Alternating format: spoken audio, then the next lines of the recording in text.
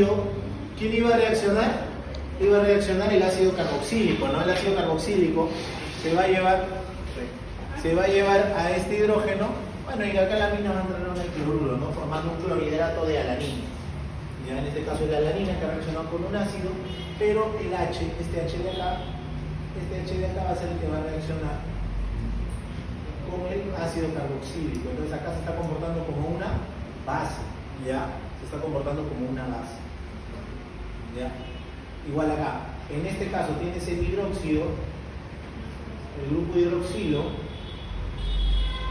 va a reaccionar con el H de acá, llevándoselo y formando agua, y se va a comportar como una base, ¿ya? Perdón, como un ácido se va a terminar comportando, ¿ya? Porque está reaccionando con este grupo OH. Está reaccionando con este grupo OH, este de acá se está comportando como ácido, ¿ya, señores? Entonces básicamente vas a tener el alfa aminopropanato de sodio, ¿ya?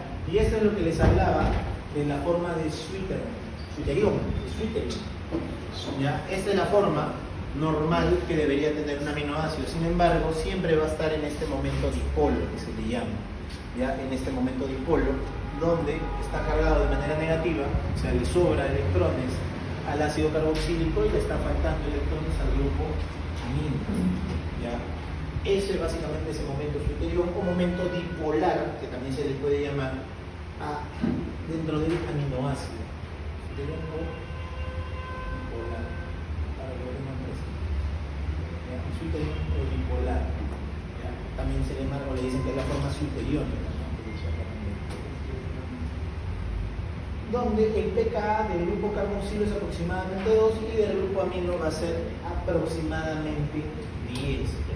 ¿Ya? Los dos sí de naturaleza muy, bueno, los dos son igual, este es básico y el otro es ácido, ¿no? Entonces básicamente vas a tener dos cosas, vas a tener dos momentos, vas a tener un momento catiónico, ¿ya? Un momento catiónico, y vas a tener donde destaca el grupo amino, y vas a tener un momento aniónico que se va a dar en el grupo ácido carboxílico. El momento Switterion va a ser el momento donde están los dos en el mismo tiempo, o la molécula funciona como una especie de dipolo, ¿ya? Es un dipolo. Y acá te van a hablar mucho del punto isoeléctrico, que cuando la molécula, cuando el aminoácido llega al punto isoeléctrico, va a estar en este punto llamado Switterion, ¿ya? Aquí puedes ver, por ejemplo, una curva. ¿Esta curva de qué es? ¿De qué es esa curva? ¿No la han visto en la analítica esa curva? ¿De qué es? Curva de pH. Yo sé que está el pH, pues una curva de pH. Pues si te pongo una curva de absorbancia, no va a decir que es una curva de absorbancia, ¿no? Es una curva de es una curva de titulación. Mientras va aumentando el pH, acá está en 2, va aumentando. Aquí en este punto tienes un pKa de 2,3. ¿Ya? Cuando tu concentración, cuando tu pH ya está cerca a 2. ¿Y qué es lo que va a empezar a ocurrir mientras vas agregando más sustancia alcalina? Va a tener este punto isoeléctrico, ¿ya? Y este punto isoeléctrico, este va a ser el punto llamado Switterion. En este punto isoeléctrico, que es 6, donde no se mueve, está haciendo como una función de buffer, porque no se empieza a mover el tema del pH. Va a empezar a aumentar y no va a empezar a aumentar la carga eléctrica, el pKa, no va a empezar a aumentar el pKa, y de la nada empieza a modificarse en 1,6. ¿Ya? Y a partir de aquí ya empieza su momento básico, ya empieza a comportarse en su momento básico. Entonces, eso de ahí es el punto isoeléctrico que tiene o el punto de Switterion. ¿Ya? Los dos lados del aminoácido van a reaccionar de una misma manera. Acá te da más o menos cómo puedes determinar el pKa del producto del aminoácido teniendo los dos lados. Necesitas el pKa de la zona ácida y el pKa de la zona básica.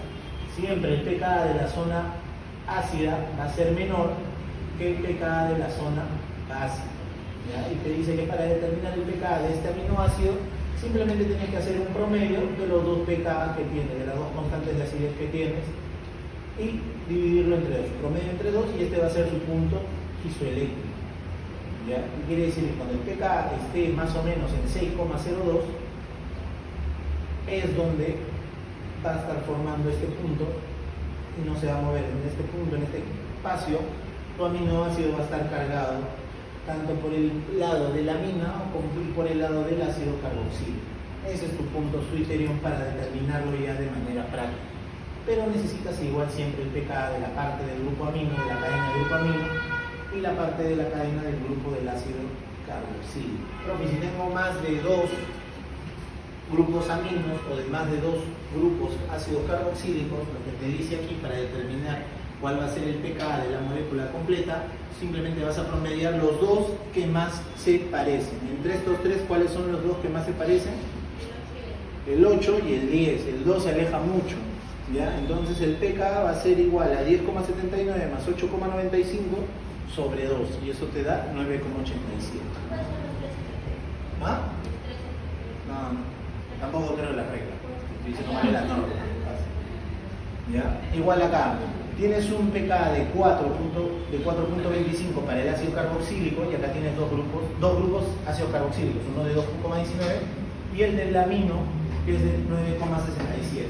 Entonces utiliza los dos que se parecen, o los dos más próximos que están entre sí, que es este de acá con este de acá. Le sacas un promedio y te va a dar el pKa total del aminoácido. Ya, señores, esta parte es súper sencilla, no es complicada. Por ahí puede ser que te pregunte algo de eso, me parece muy sencillo.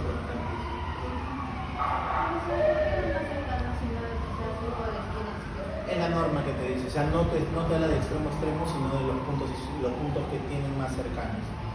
No te habla generalmente de por qué es el motivo, ¿no? Pero generalmente se entiende porque en estos dos puntos es donde se van a mantener. Aquí es donde va a tener mayor duración el punto isoeléctrico antes de llegar al 9. Por eso te sale que en el 3 es donde se va a formar esa pequeña línea antes de seguir subiendo en la curva. ¿Ya? Te tengo que dar todos los pKs. No, no tienen que ser los mismos. No tienen que ser los mismos, pero generalmente te va a dar los mismos, porque si tienes un grupo amino vas a estar entre 7 a 10, y si tienes un grupo ácido vas a estar entre un 1 y un 4. O sea, siempre va a ser así, los pKa. El pKa es la constante de acidez. Obviamente los ácidos van a tener los pKa más bajos, mientras que las bases van a tener pKa más altos. Entonces, si vamos a la lógica, sí, los dos ácidos y en el otro caso los dos aminos. Tienes un amino más lejano o tienes otro ácido, imaginemos que por acá tienes otro ácido carboxílico, se me ocurre, con un pKa de 2.14, ¿cuáles vas a agarrar? Agarrarías este de acá y este de acá, porque son los dos que más se acercan, ¿ya? Pero no es un ejemplo muy práctico, por eso prefiero no tomarles eso. Voy a pensar, me van a quedar 4 semanas más. ¿Ya? Y aquí vamos a poder ya ver la síntesis de aminoácidos, cómo se empiezan a crear los aminoácidos. ¿Ya? Tienes varios tipos de reacciones, pero vamos a empezar con esta, ¿ya? Con la aminación reductiva. ¿Por qué? Porque es una síntesis biomimética, se le llama, ¿cómo dicen aquí? Imita el proceso biológico. ¿Por qué? Porque es la que más se acerca, este tipo de síntesis de proteína es la que más se va, de aminoácido, perdón, es la que más se va a acercar al esquema real que se da, ya que se da en el organismo, que se da a nivel de reacciones bioquímicas. Obviamente las reacciones que ves aquí son netamente artificiales, o por decir sintéticas, no son reacciones naturales que se dan en el organismo. Mientras que las reacciones bioquímicas sí se van a dar, obviamente, con consumo de energía, con consumo de NADPH, para poder dar similares reacciones aquí, ¿no? Por ejemplo, tienes un alfa-cetoácido o un ácido carboxílico, lógicamente, le vas a agregar amoníaco en exceso, lo que se va a formar transitoriamente va a ser un grupo imina, ¿ya? Que viene a ser un carbono con un nitrógeno con doble enlace. Temporalmente se va a formar ese grupo imina, y después con un poco de hidrógeno gaseoso en un medio, en un catalizador de paladio, va a terminar dándote un alfa aminoácido. Esta de acá quiero que te aprendas este tipo de reacción porque es la más importante. Dentro de todas, esa es una de las más importantes que vas a tener para la síntesis de aminoácidos, ¿ya? La aminación reductiva. Ya vas a agarrar un ácido carboxílico primero lo vas a transformar temporalmente en una imina y luego se va a formar el alfa aminoácido o el aminoácido, cualquiera de las dos. Acuérdate de este tipo de reacción porque es una de las más importantes. Es una de las más importantes, ¿por qué? Porque imita a los procesos bioquímicos, ¿no? ¿Ya? Imita a los procesos bioquímicos, es biomimética, por así decirlo. Este es el nombre. Imita el proceso químico, es biomimética.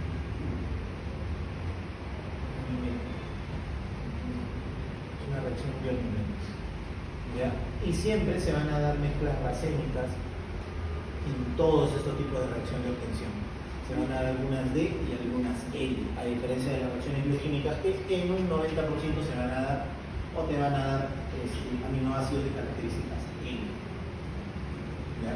Cuando tienes la síntesis desde alfa-aloácidos, que es un tipo de reacción, esta reacción de Hell-Pollack-Zielinski, que básicamente es con agua de bromo, que se va a dar el ácido carboxílico, se va a terminar convirtiendo en un compuesto derivado del bromo, alfa-bromácido, así es lo que se le llama, se dice alfa-bromácido temporal, y ya con exceso de amoníaco va a empezar a formar, el grupo amino va a entrar, va a desplazar, va a salir el grupo bromo de acá, y va a entrar el grupo amino, y se va a formar el alfa-aminoácido.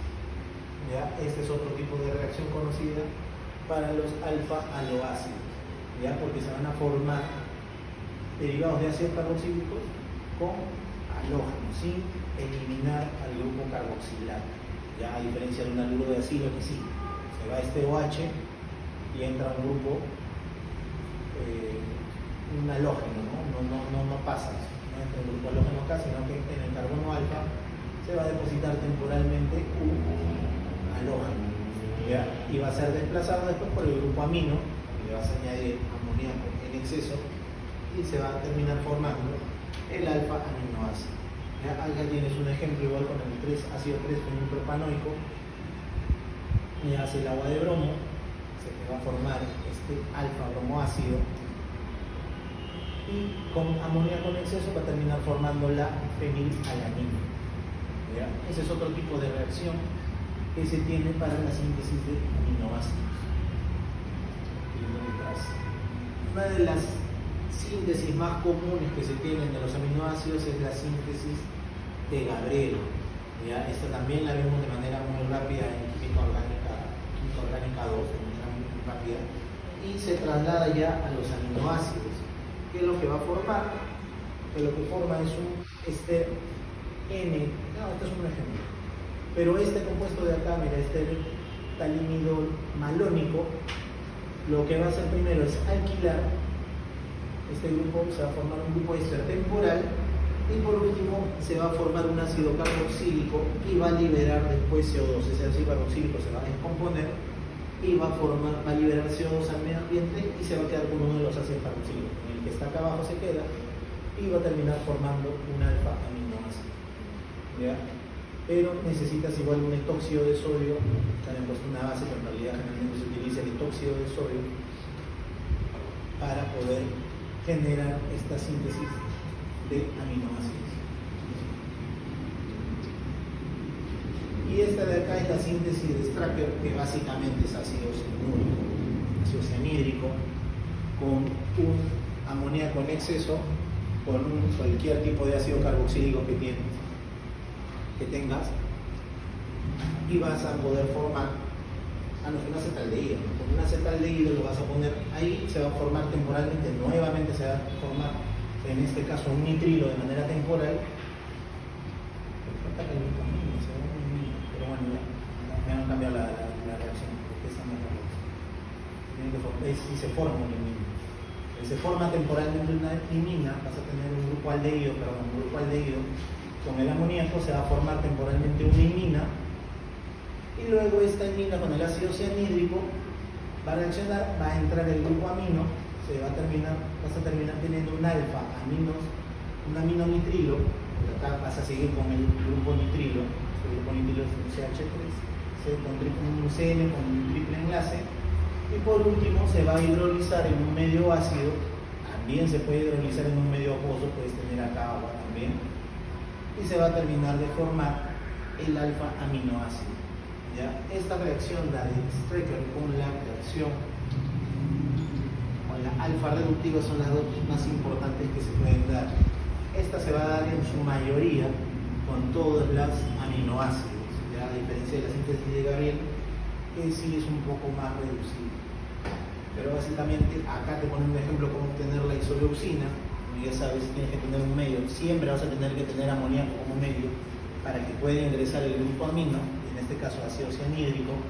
Se va a formar una imina temporal, después se va a formar un nitrilo y luego va a ingresar el grupo amino, terminar de ingresar el grupo amino formando en el nitrilo el ácido carboxílico y ahí se va a formar la isoleucina.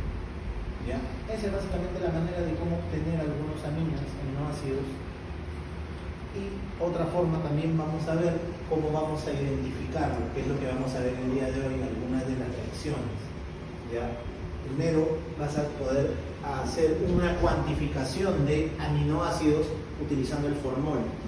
El formol, este aldehído de acá, ¿qué es lo que va a pasar con este de acá?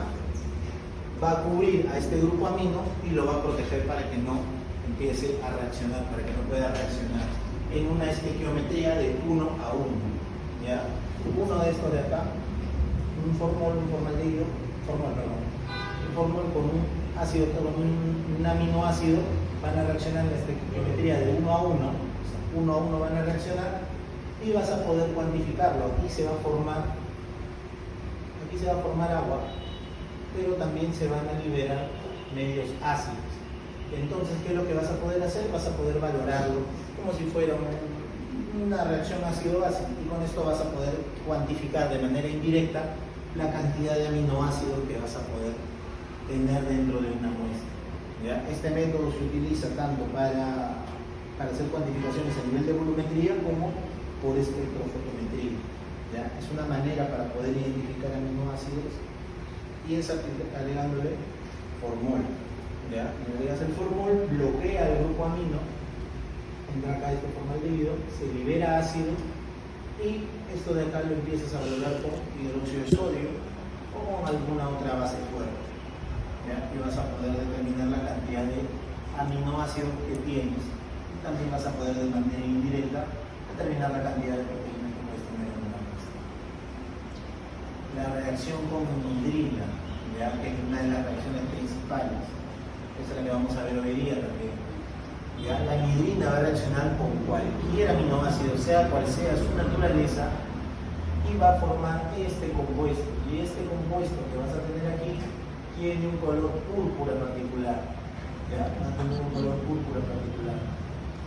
Condición que necesita que este grupo amino en muchas ocasiones esté libre, ¿ya? Para que te dé este color púrpura. Si no, te puede variar un poco los colores si este grupo amino no está libre.